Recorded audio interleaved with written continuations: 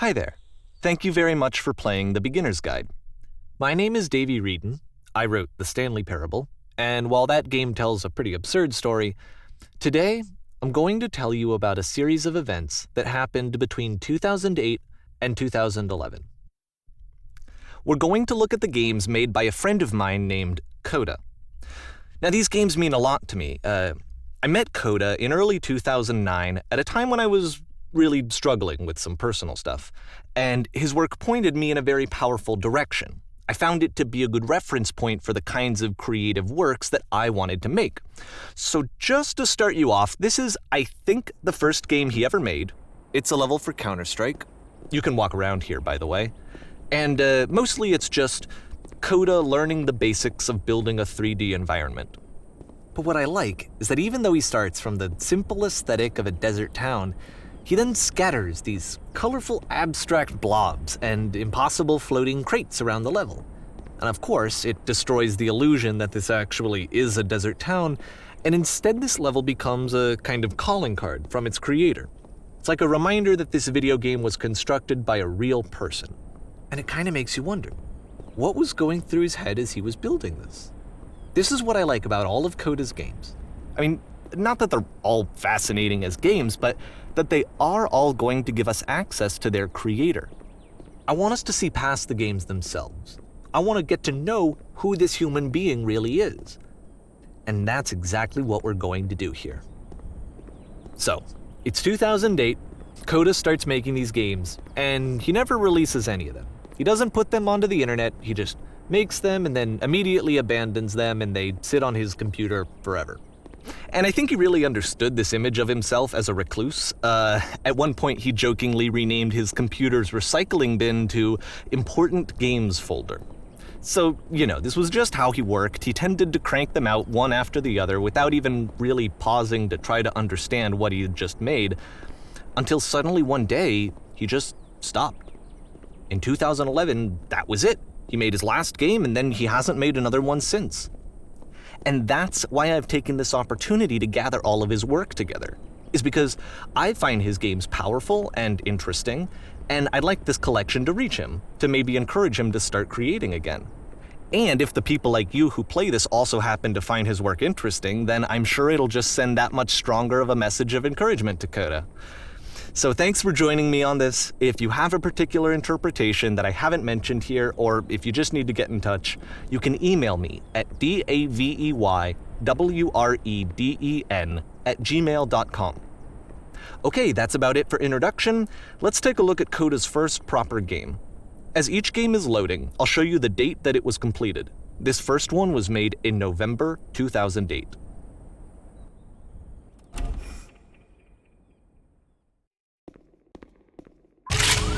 Warning.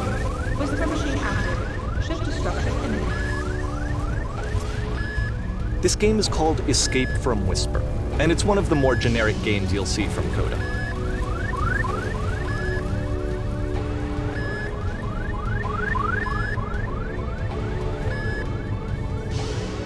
Security call breached.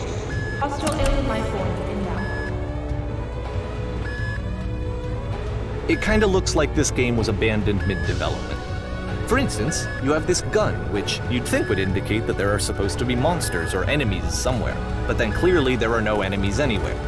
You can't even reload the gun when you run out of bullets. But ultimately we don't really know. Maybe Coda thought that actually it was complete the way that it is. And I think that we should talk about his games for what they are, rather than for what they're not. Enemy force neutralized. Begin ship evacuation. I love how you can see the bottom of the universe from this room.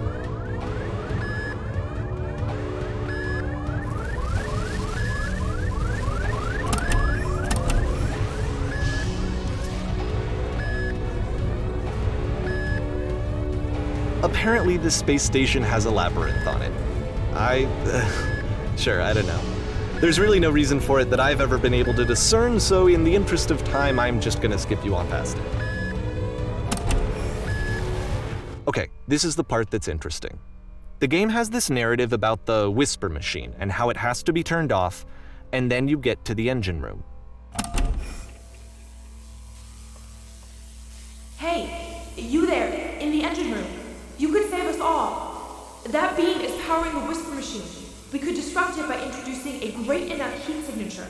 If your body could stop the beam. It's so much to ask, but for all of our lives, would you do it? Could you give yourself?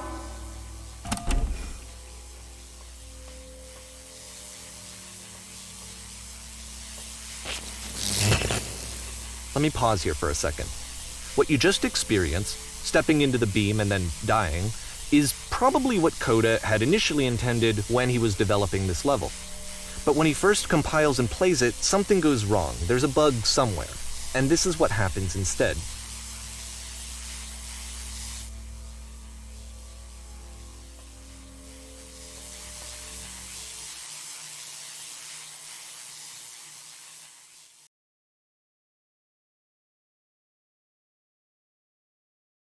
The beam causes you to start floating. And this is an important moment for him.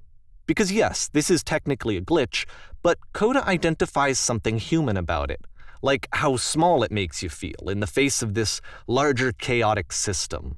Or this floating could be the afterlife, a peaceful place, juxtaposed against all of the hysteria that you've just had to traverse. I don't even know. I have no idea what he was thinking, but what's clear is that after making this, something lodges itself in his brain. He wants to do more of these really weird and experimental designs.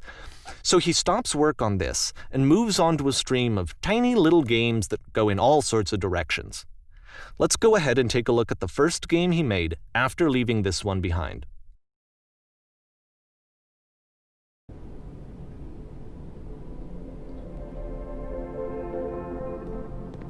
Yep, in this game you can only walk backwards.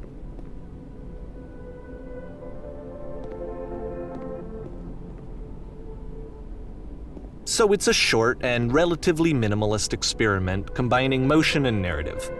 It is less advanced than the previous game, but actually it seems to be more focused, more complete.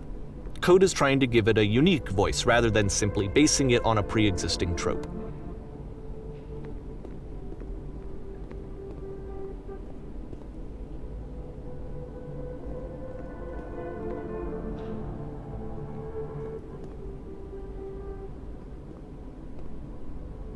It's a short little thought, it says what it wants to say, and then it ends.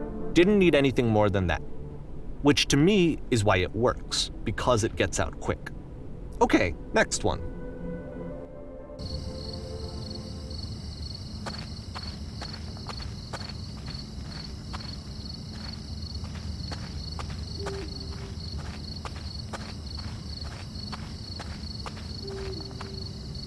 And that's it. Okay, the meaning of this game won't be clear just yet. Please be patient with me for a few more games, and I promise you'll see what makes it interesting. Oftentimes, Coda would put bizarre titles like this one at the start of his games. I wish I'd known him at the time that he was making these early games. He would really only talk to me about his work as he was making it. Once he stopped work on a game, that was it. It was dead to him. And I don't agree with that at all, but what are you gonna do?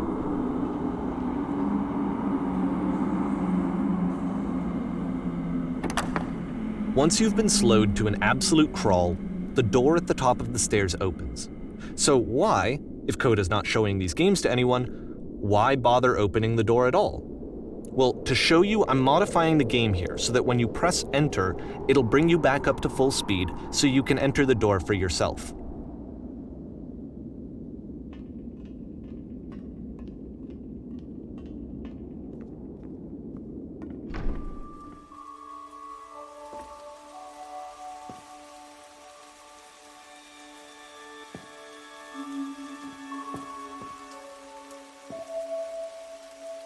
A room that's warm and nice and filled with little ideas for games.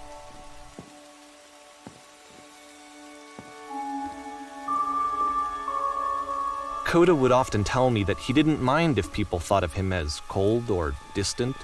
He said that he knew that he was actually a vibrant and compassionate person, but that it takes time to really see that. It can be a very slow climb to get there.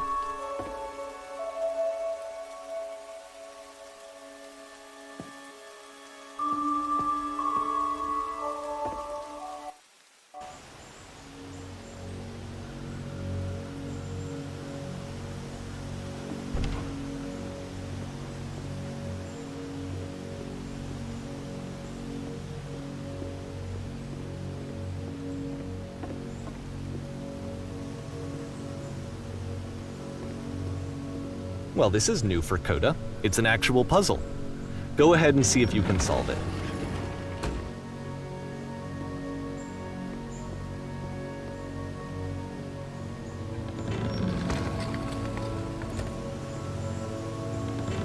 Don't forget that solution, because we're going to see this puzzle again soon.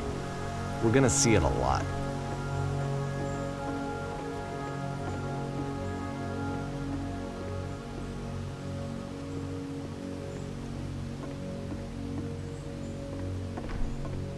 So that seems to be it, right? You walk down a corridor, you solve a puzzle, you get to the end. Simple enough. All right, now I'm going to modify the game again so that when you press enter, it'll remove all of the walls from this room.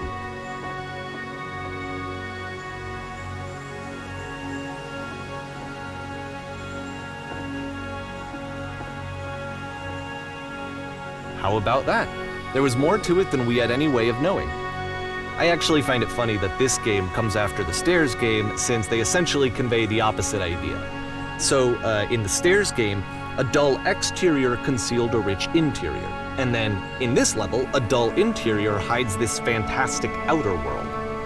Either way, I think that the point is the same, is that most of the time you don't get to know what you're missing, or even that you're missing anything. That's not your role as a player.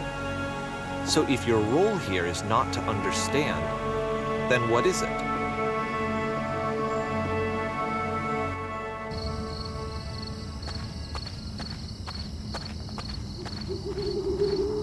Aha! So, this, combined with the entering game from earlier, tells us that Coda believes his games are connected somehow. It could even be that the Stairs game and the puzzle game are literally connected in between this and the entering game. There's a bigger picture that all of his games are meant to play a role in, some larger meaning that we won't be able to grasp until we've seen all of them. And once we have, we can step back and start to understand what exactly that bigger picture is.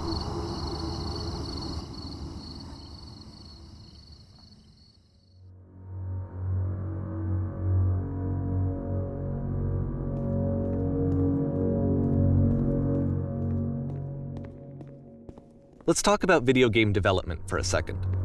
Every video game runs on what's called an engine, which determines what the game can and cannot do. So in other words, the engine is a set of tools for game development. To make all of these games, Coda is using an engine called Source. Like all engines, Source has certain things that it does well, and it has certain things that it does poorly.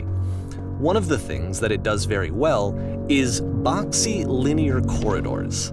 That's why so many of Coda's games are set in these large, flat, empty rooms, is just because he's working with what the engine does well. The tools available to the creator shape what kinds of creative work they're going to end up making. You might consider paying attention to the architecture in Coda's games to notice how they seem to stem from an engine that's very good at producing linear, boxy corridors.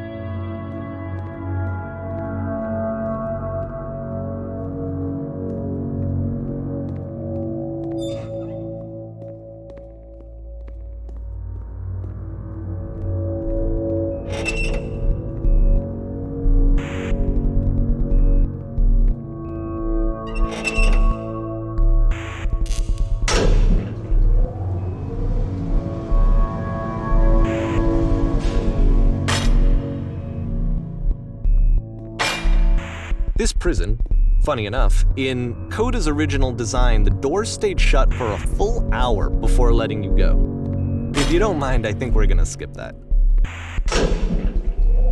This is something that he and I used to argue about a lot. You know, whether a game ought to actually be playable, whether it means anything if no one can get through it. And I would always defend that, all this work goes into the game, why not make it playable and accessible? And so we just got into heated arguments over it, and there was one time that after one of these conversations, he went home, and a day or two later, he sent me a zip file entitled Playable Games that was full of hundreds of individual games, each of which was just an empty box that you walked around in and nothing else.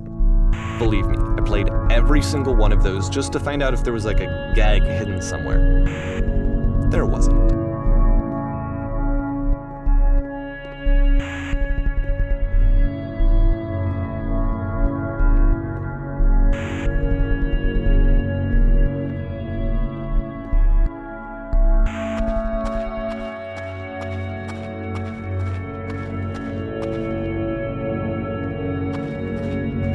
It's the puzzle again, with the exact same solution as the last time.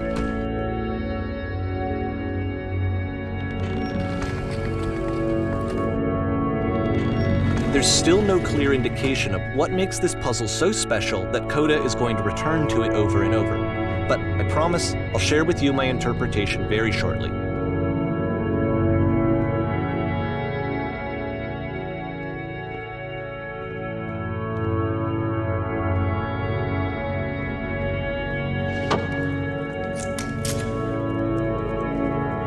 Here, Coda begins using a kind of dialogue system that he fashioned out of the engine's chat capabilities. Use the 1, 2, 3 buttons on your keyboard to respond.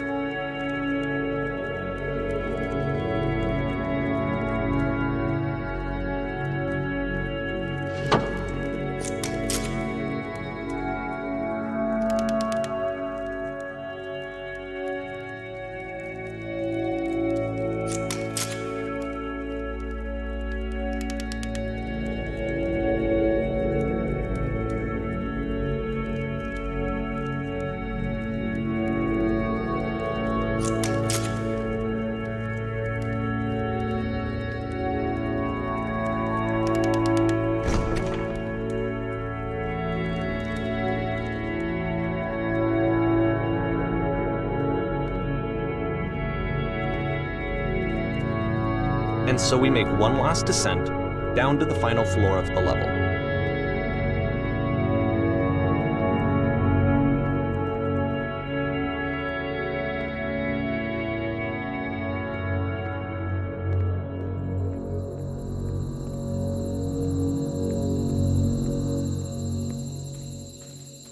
It's a lamppost. Okay, I can't tell you quite why, but for some reason, Coda fixates on this lamppost. It's going to appear at the end of every single one of his games from here on out. I'll tell you what I think. I think that up to this point, he's been making really strange and abstract games with no clear purpose, and maybe you can only float around in that headspace for so long. Because now he wants something to hold on to. He wants a reference point. He wants the work to be leading to something. He wants a destination, which is what this lamppost is. It's a destination.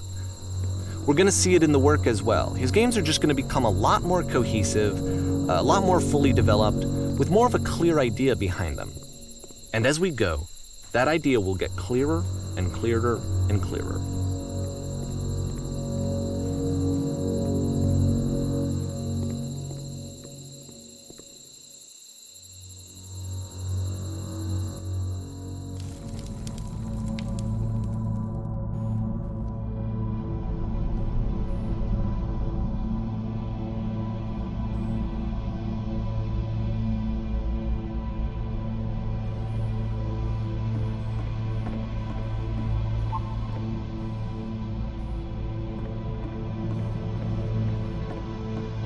So first off, I'm sure you can deduce this, but this game is not connected to the internet. All of the notes that you're gonna see have been written by Coda. This was actually the first game of his that I ever played. This was shortly after I met him at a weekend game jam in Sacramento, where I grew up. I saw him working on this very level, and it was just so different from anything that anyone else was doing. So right away I was like, I have to be friends with this person. In retrospect, I think I was probably a bit too pushy, trying to get his attention. I was over-enthusiastic. But he was very gracious about it and very patient with me. And I cooled off eventually. Oh, feel free to skip over any of these notes if they're not doing anything for you. Nothing extra is going to happen if you read all of them. Either way, to me they convey a sense of loneliness. I see this person who's filled with thoughts and feelings and beliefs and has no way to express them except as scattered and unheard voices in a game that wasn't meant to be played.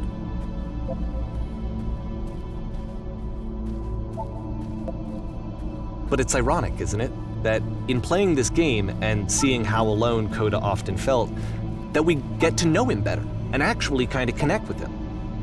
And I have to be honest with you, this idea is really seductive to me, that I could just play someone's game and see the voices in their head and get to know them better and have to do less of the messy in-person socializing. I could just get to know you through your work. I think this is why I always liked Coda's games so much, is because it felt like they let me have that connection. I felt as though he was inviting me personally into his world. And then I feel less lonely too.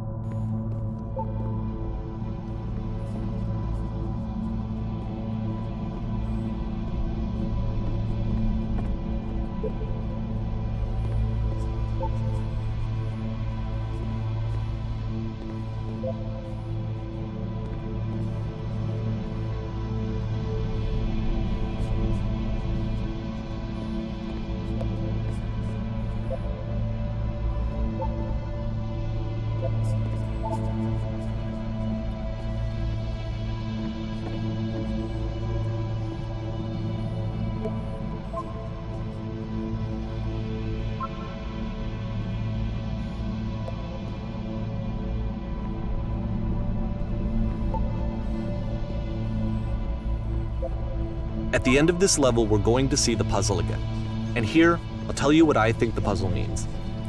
Each of these games represents an idea that was on Coda's mind at the time that he was making it. And the puzzle is a way of closing the door on a previous chapter of his life before moving on to the next one.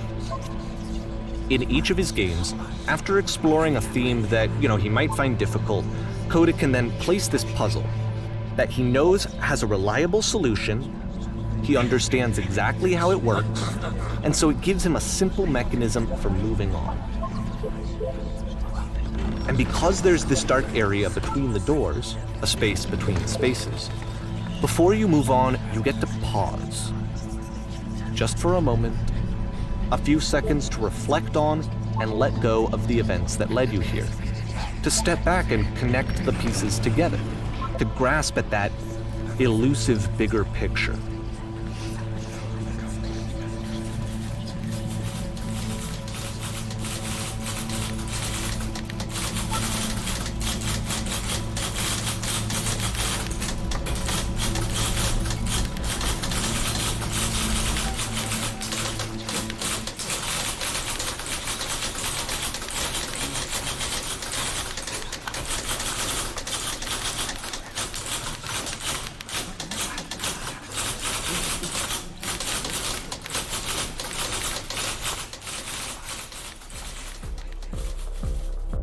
Okay, this one is tough.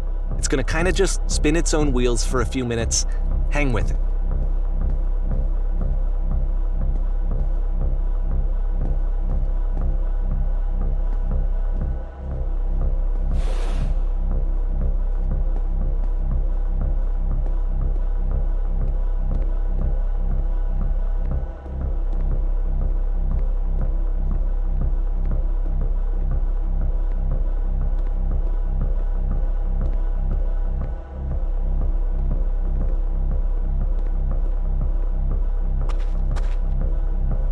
See, this is it, the whole game, and there's nothing that's particularly interesting about it. You just walk to the end of a hallway. Except, for some reason, Coda gets really fixated on this prison that has all of this modern furniture. And I don't know why, but he decides he needs to revisit this prison. He's gonna start over, use the same assets, turn it into something else. Okay, cool, here's version 2.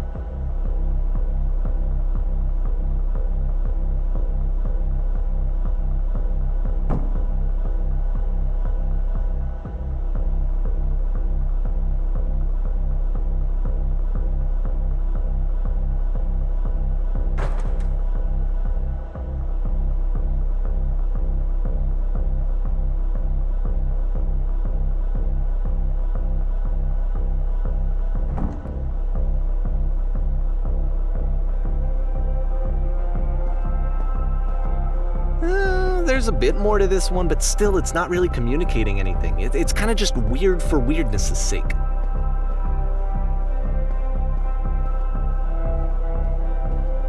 So okay, he throws it out and starts over. This time he comes at the prison idea from a different direction.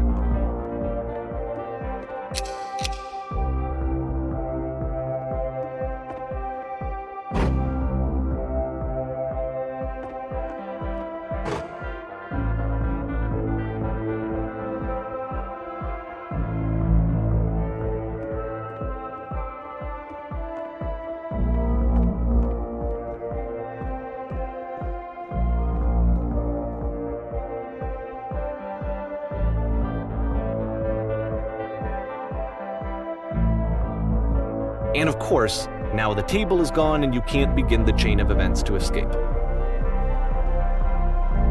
Here's a version where there are no bars, but you can't actually get to the well.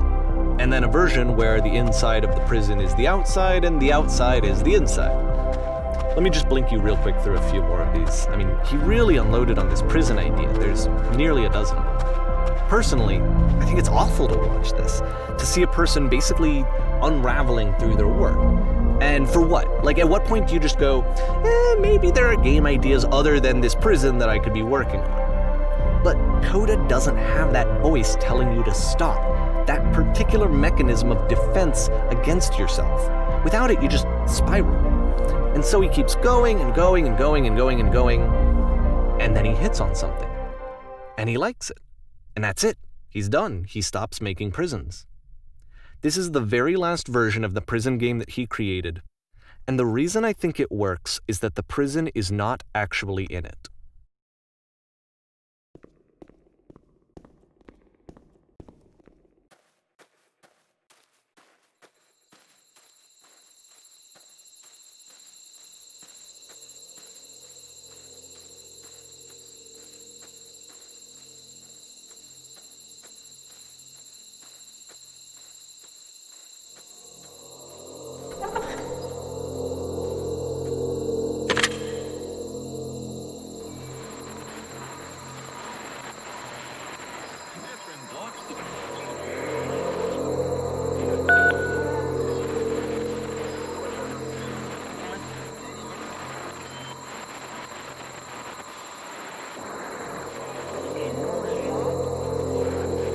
It's a conversation.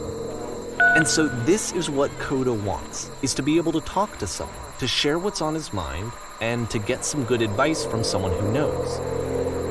But the irony is that even in this scenario, you're still talking to yourself. You know, all of these games so far are Coda talking to himself.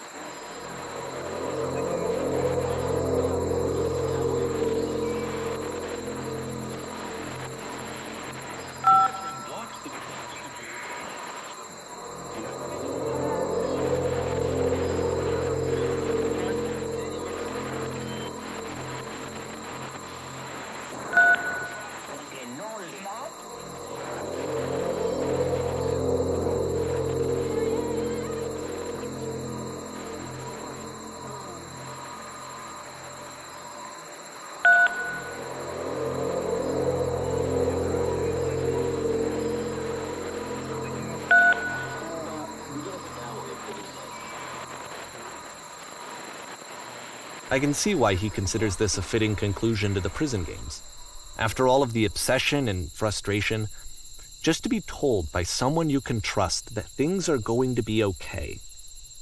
Wouldn't that be nice? So what would it look like if Coda wanted to make a game about talking to someone other than himself?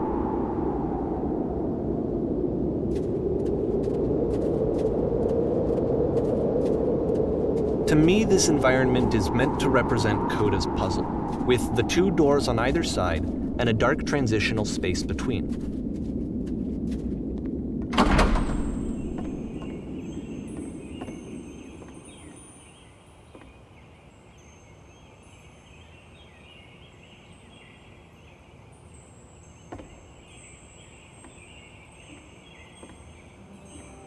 You'll notice that the quality of the art is a step up from previous games, including this new and improved chat system, which he started using from this point on. From here on out, he begins putting much more effort into the visual polish of his work, and this particular game took 2 months to create as a result.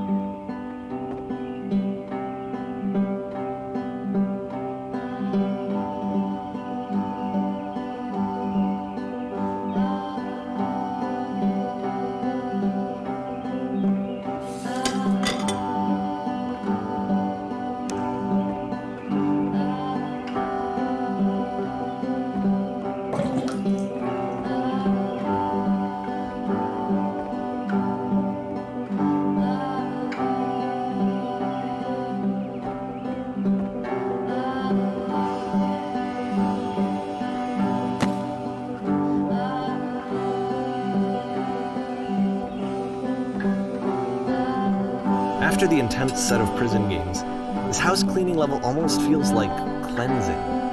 It's the moment after a particularly difficult or traumatic experience where you just need to let it sit and digest inside of you, and eventually cohere into something meaningful.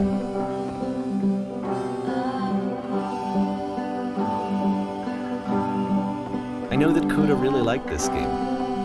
Of all of his work, actually, this was the only one that he called me up to ask me to come over and look at it. This was during a period of a few months where he was grossly happy all the time, just walked around with a constant smile on his face.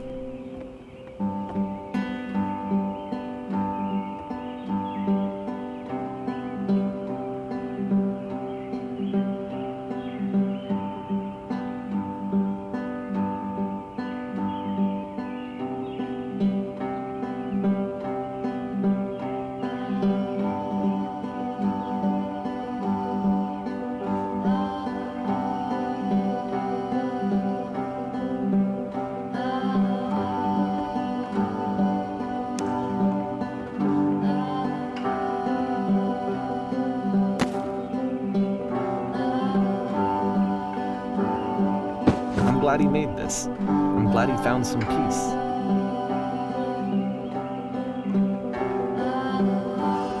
But, of course, it can't last.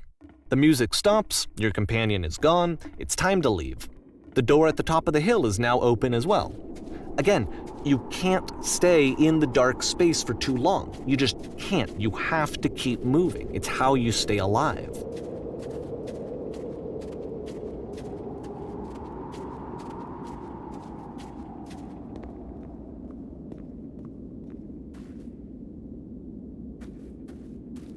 Which is the whole point of the puzzle doors, right?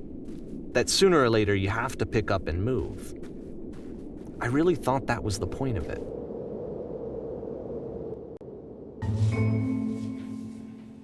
This one gets a bit goofy.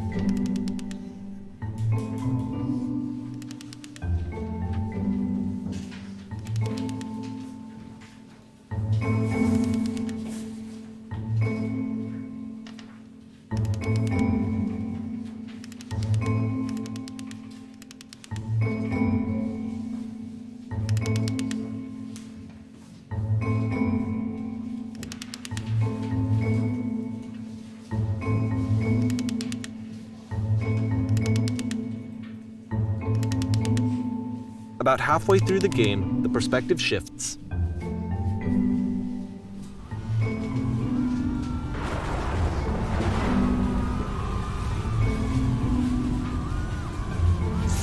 And you play as the teacher.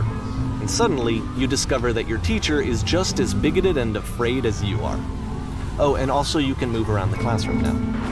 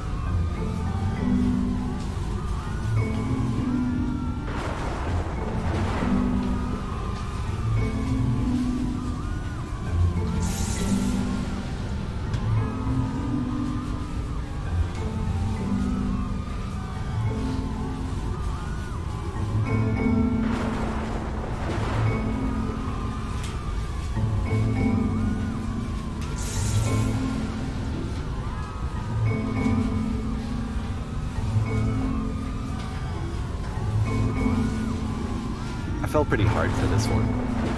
I feel like it's one of the most relatable experiences that you can have. To assume that some other person is perfect and totally fulfilled in every way, and completely miss all of the little flaws that make them painfully human. I think about this game a lot these days.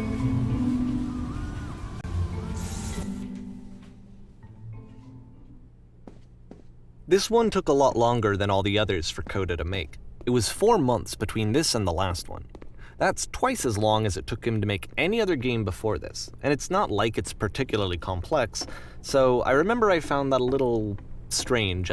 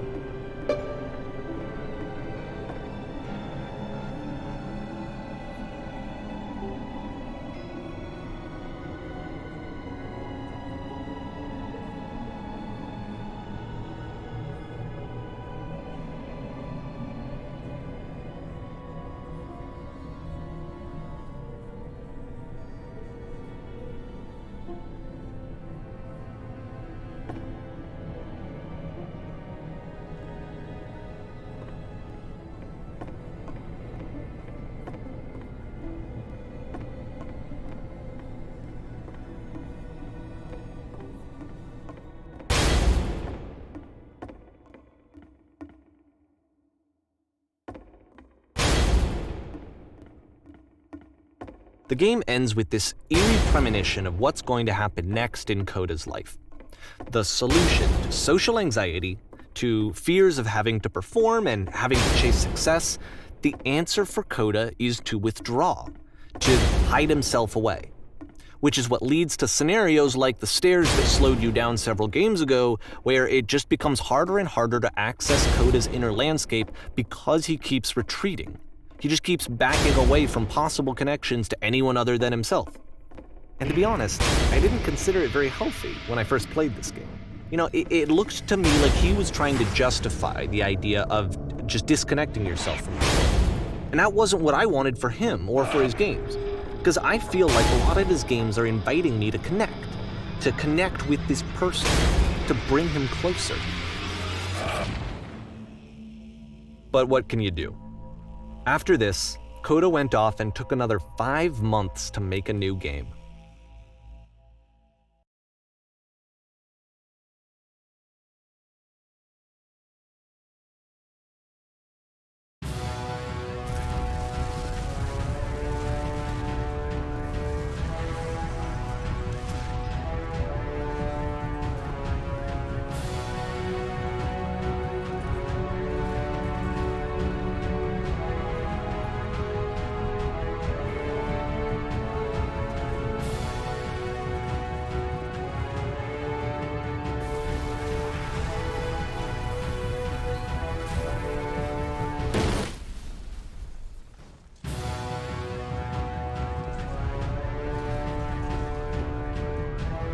You should probably open your eyes if you haven't already. It's pretty much impossible to solve otherwise. And there is a solution, by the way.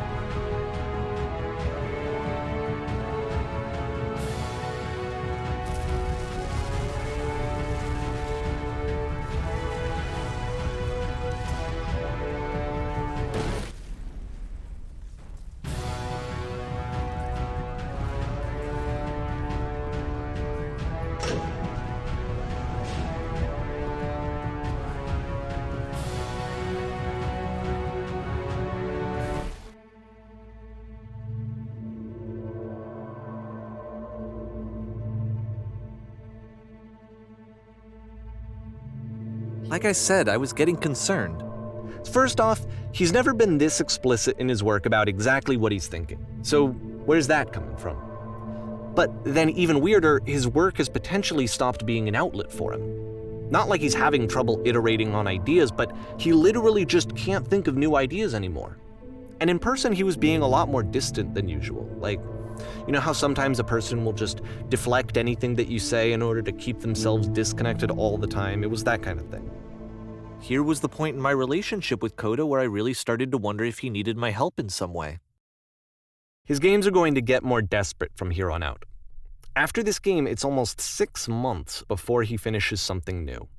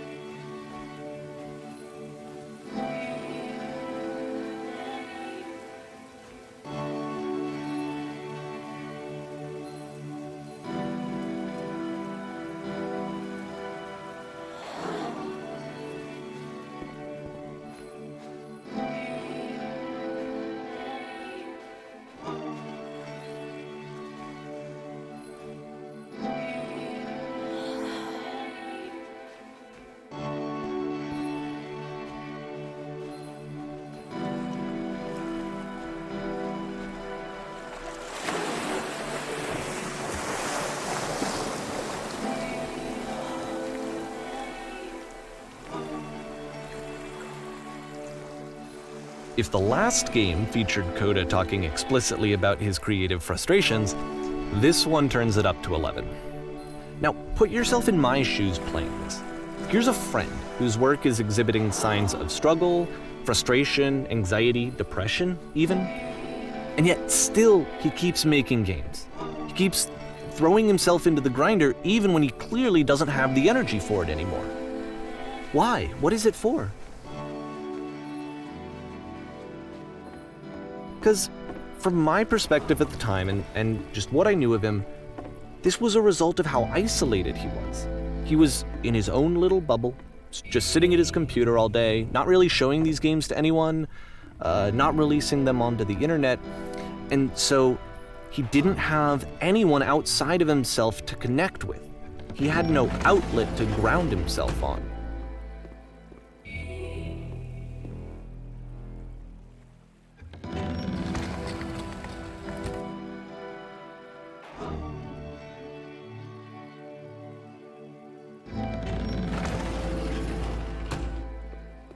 You can't talk yourself out of loneliness.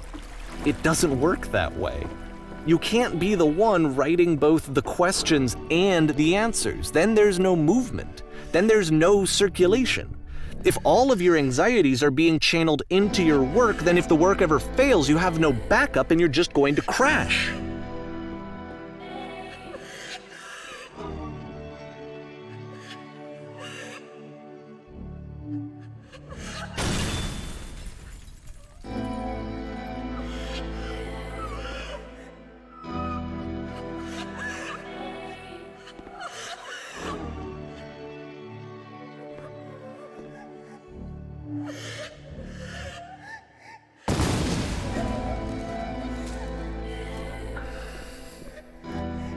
Seeing this game at the time that he made it, it looked really unhealthy to me. I was watching him do this to himself, and I hated it. I hated seeing him so trapped. It's like, video games are not worth this amount of suffering. This is someone I really cared about, and I used to get so much joy out of seeing him create. For him to suddenly become angry and frustrated like this, it was the worst thing for me.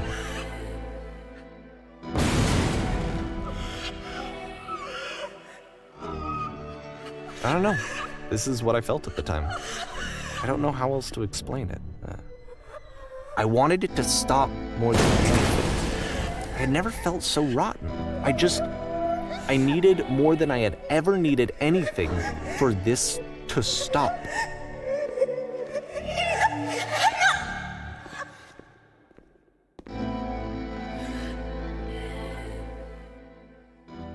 But it didn't stop.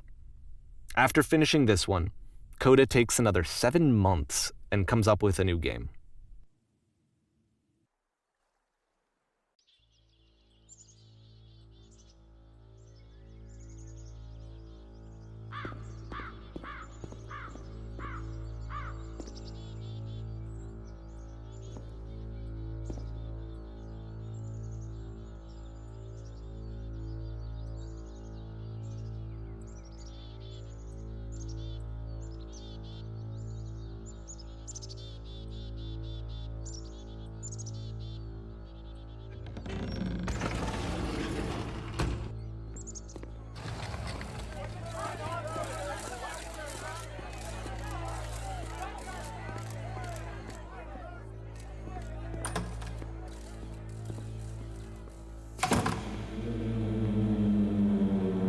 And of course, it's the machine.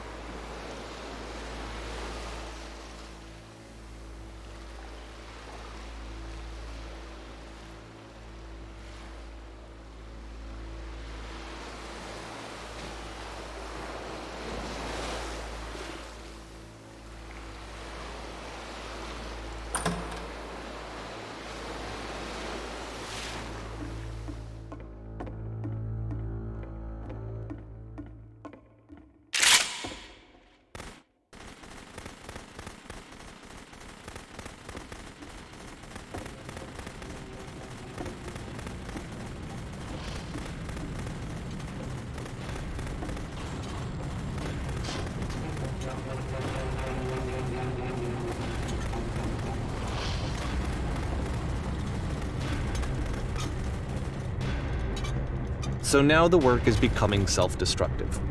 And I'll tell you, at the time that I first played this game, shortly after he made it, here's what I'm thinking to myself.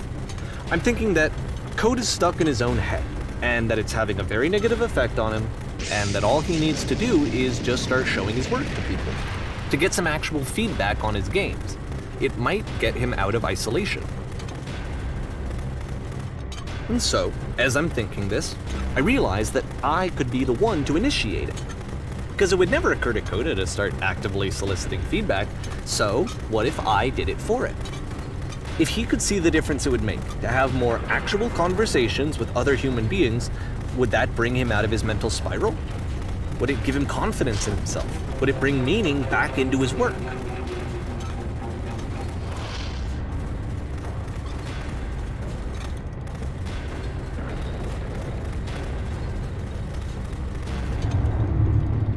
So I started showing Coda's work to people.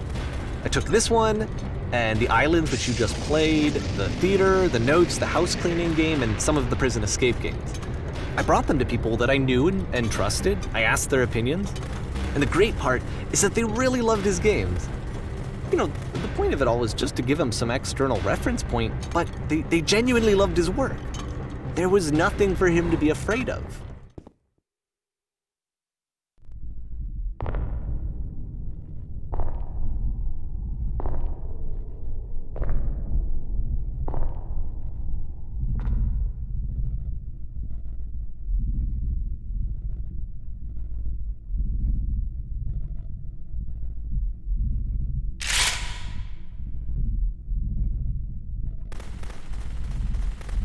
can you see why I felt like this was the right thing to do? Because it's the thing that I always feel like I need, to be told that my work is good, that I am good. When someone really connects with a thing that I've made, when they see themselves purely in my work, there's nothing that feels better. And I got to give that very same feeling to my friend. I did something, I really felt like I'd done something good, like I was a good person. I felt like there was a friend who was in trouble and was unhappy and maybe didn't like themselves, and I could fix it. If I could give him this gift, maybe I could fix the problem. When they told me how much they enjoyed his games, it was the best feeling. It was the absolute best feeling. It made me feel so happy, so beautifully, beautifully happy.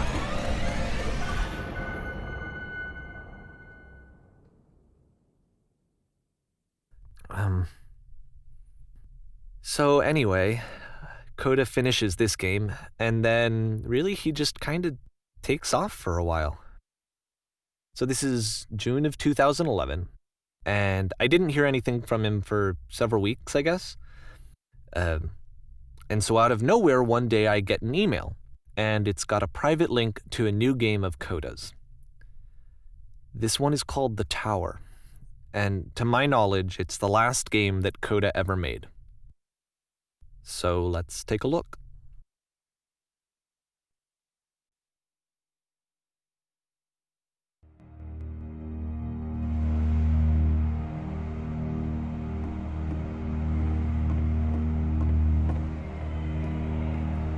And this is where I have trouble saying anything meaningful about Coda's work.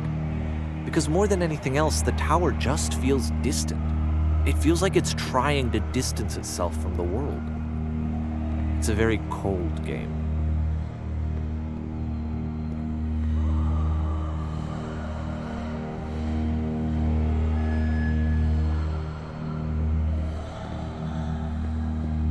This room actually has a maze in it. Except that all the walls of the maze are invisible. And then every time you touch one of the walls, there's this awful flashing and noise, so the experience is really miserable. The game goes beyond not being meant to be played, it actually seems to despise the player for trying to play it at all. But I do want to show you the rest of the levels, so when you're ready to continue, press enter and I'll put a bridge over the maze.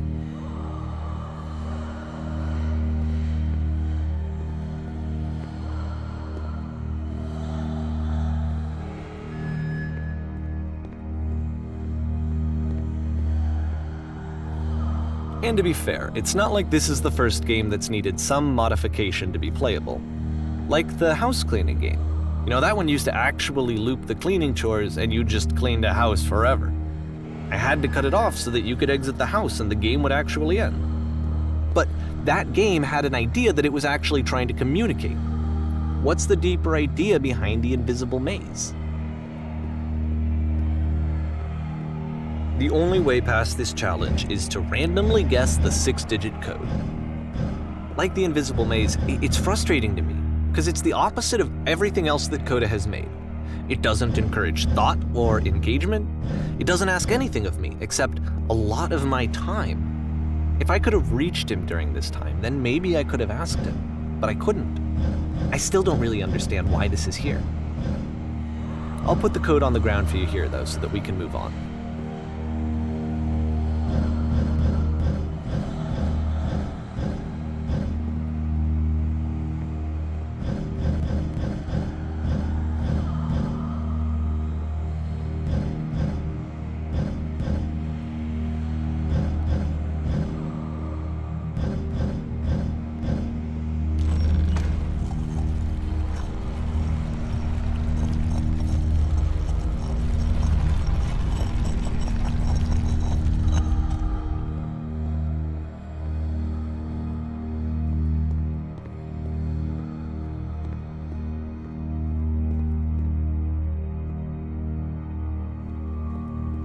The switch to open this door is actually on the other side of the door, meaning that it's literally impossible to solve from this side. So even if you somehow brute forced your way through the first 2 challenges, and you got to this point, there's actually just no way to progress. And it's scary for me, the idea of Coda cutting himself off entirely, just saying, that's it, that's the end of the conversation, not giving me any way to fix the problem. I feel like a failure, I guess, when I can't fix the problem. But I can open this door for you, so let me do that.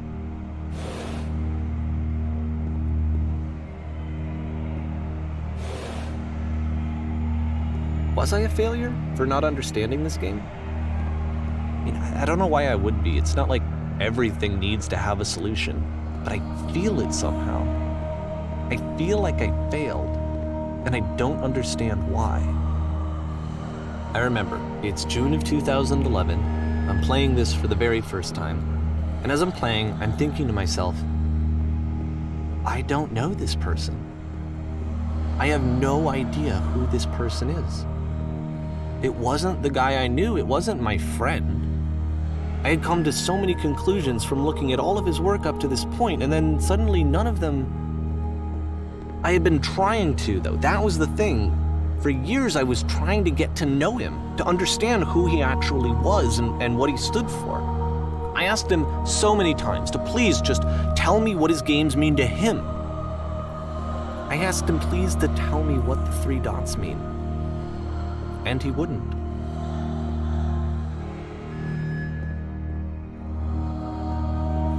I just felt so strongly that if I could have connected with him, that if I could have somehow made his work my own, that I would finally be once and for all happy. It was that I needed to see myself in someone else. I needed to be someone other than me. But he stopped and left, and it felt somehow like I had failed.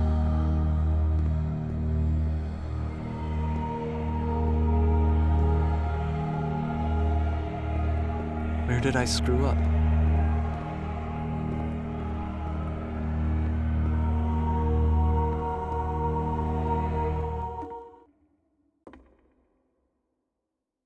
I'm the reason that you stopped making games, aren't I?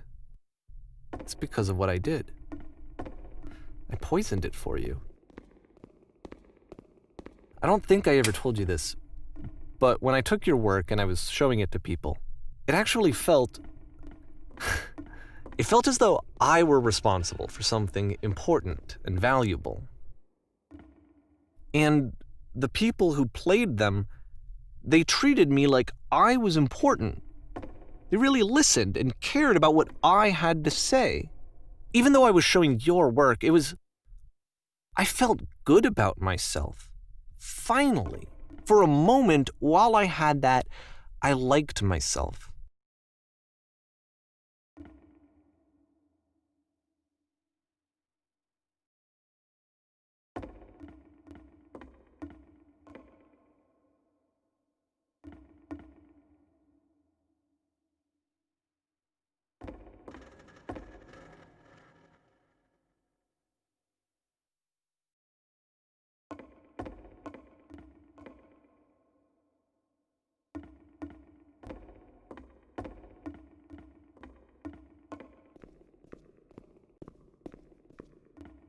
And then you stopped, and I didn't have anything left to show people. I just had to be with myself. And as soon as that happened, there was no feeling at all. Nothing. Less than nothing. What does that mean?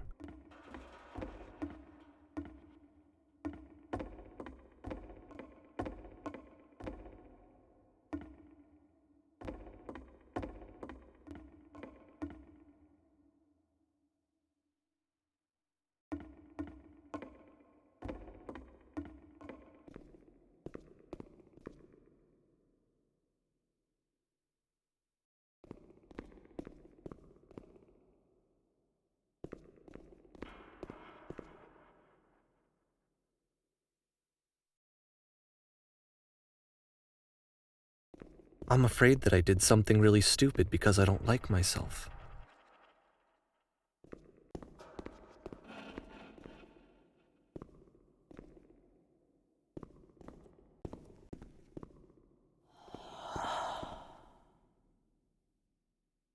That's why I'm releasing this collection of your work. is because I haven't been able to find any other way to reach you. I've tried everything. And so a part of me has hope that if I put this compilation out into the world, and if I put my name on it, that maybe enough people will play it so that it'll find its way to you, so that I can tell you that I'm sorry. I know I screwed up. If I apologize to you truly and deeply, will you start making games again? Please, I need to feel okay with myself again. And I always felt okay as long as I had your work to see myself in. I mean, is something wrong with me? Because I know that I did an awful thing, and I'm doing it again right now. Like, I'm showing people your work, but I can't stop myself from doing it. That's how badly I need to feel something again, like I'm an addict. There has to be something wrong with me. Can I apologize? What if I tell you I was wrong? Will that work? Will that fix it? I don't know. I don't think it will, but there's nothing else that I can do. Just tell me what you want. I'm sorry. I'm sorry. Please, start making games again. Please help me. Please give me some of whatever it is that makes you complete. I want whatever that wholeness is that you just summoned out of nothing and you put into your work. You were complete in some way that I never was. And I want to know how to be a good person. I want to know how not to hate myself. Please. I'm fading, and all I want is to know that I'm going to be okay.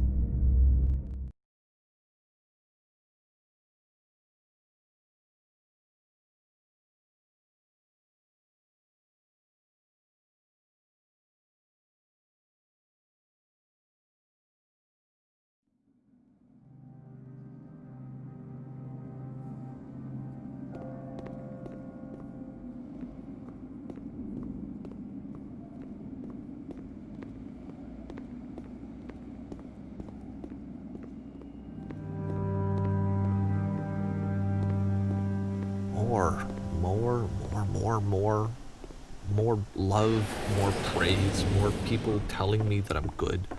Always more. It's like a disease.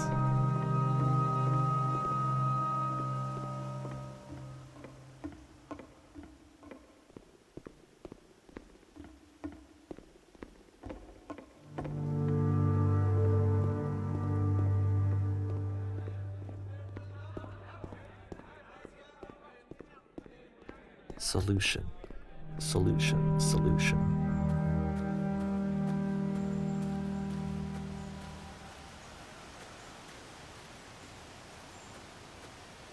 I guess if someone had told me ahead of time that he just really enjoyed making prison games, maybe I wouldn't have thought he was so desperate.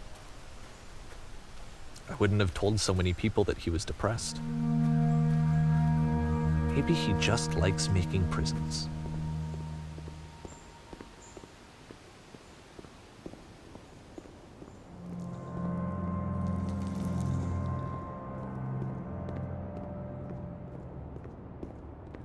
Even now, the disease is telling me to stop. Don't show people what a shitty person you are. They'll hate you.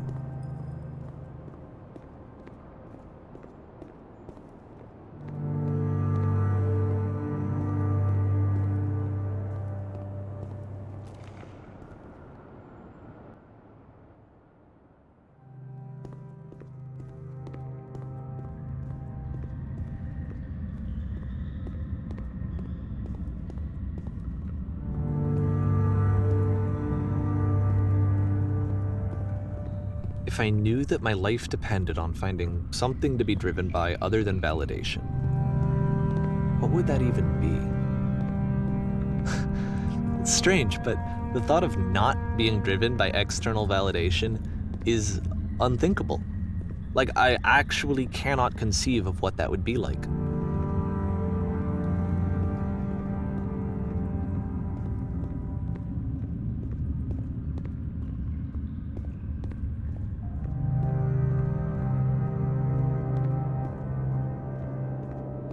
What now?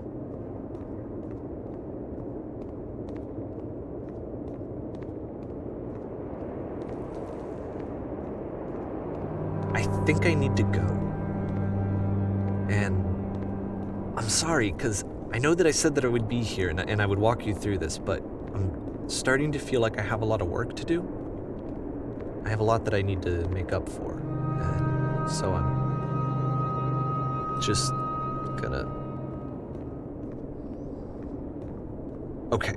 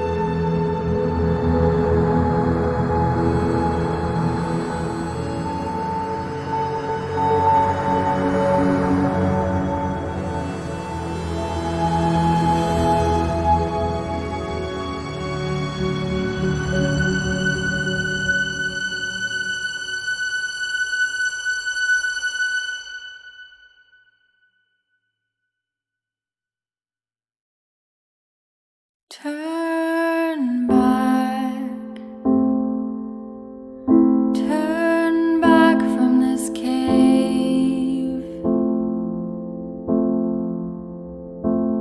You said